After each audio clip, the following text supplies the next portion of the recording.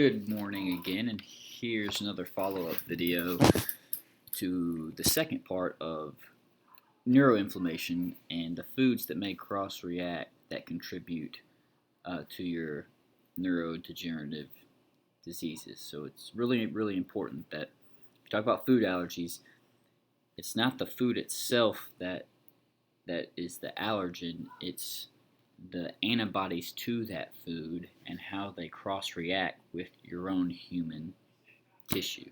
Okay, and some of these may surprise you because some of these are as whole food, plant-based as foods come, right? It's more than just, if something inflames you, it's more than just, is it paleo or is it keto or is it your diet friendly? And this isn't about weight loss. It's not about,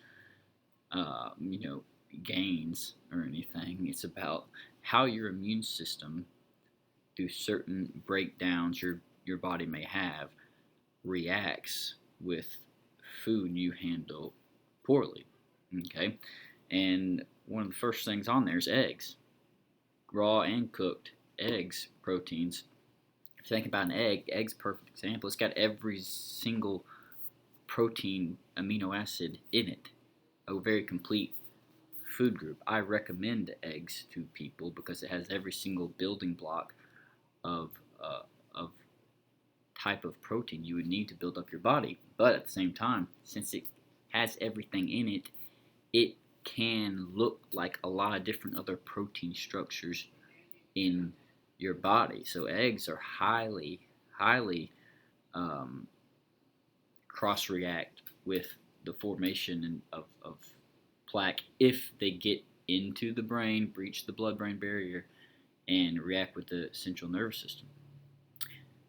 Caseins, milk caseins, so there's your dairy, and your alpha-gliadin and your gluten are two of the biggest ones that people are very familiar with. Cut out gluten and cut out dairy, you'll probably feel better. No one ever says, I added dairy to my diet and it fixed my joint pain, right? We only take that away and we feel the effects of the lowering inflammation from that stuff. But also non-gluten wheat proteins, antibodies to non-gluten wheat proteins, alpha-gliadin, caseins in milk. Okay, so there's dairy and grains right there. Antibodies to those foods may cross-react with neurodegenerative issues if it gets into your brain. Okay, eggs, dairy, gluten, non-gluten wheat proteins. So eggs and grain, dairy. Okay, you can also have lentil lectins. Okay, and tree nut viscins. They're just like glutens, right? They're indigestible parts of legumes or nuts, and antibodies to those, an immune response to those in your bloodstream, can cross-react with nervous system tissue. You also have canned tuna and scallops and eggs, dairy. I think that covers them. That's the ones I at least test for, right? The PhDs, the smart people sitting in labs figure this stuff out. I just try to apply it to help people. And so it's really important, unless you test for these things, if you're an athlete, unless you've tested and you've ruled out an antibody response to those foods in your body, like, you should be dairy free, okay? You should be egg free, you should be grain free, you should be scallop free, you should be, well, that's practically everything, right?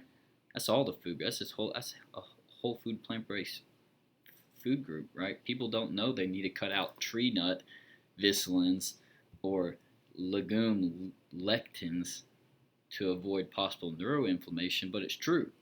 And so as we continue to learn and apply why people develop these food allergies with breakdown oral tolerance or leaky gut, it's the biggest issue I see affecting people, we start to realize the effects that food has on our body. So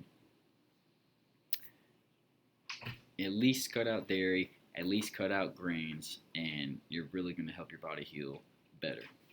Okay, see you in the next video.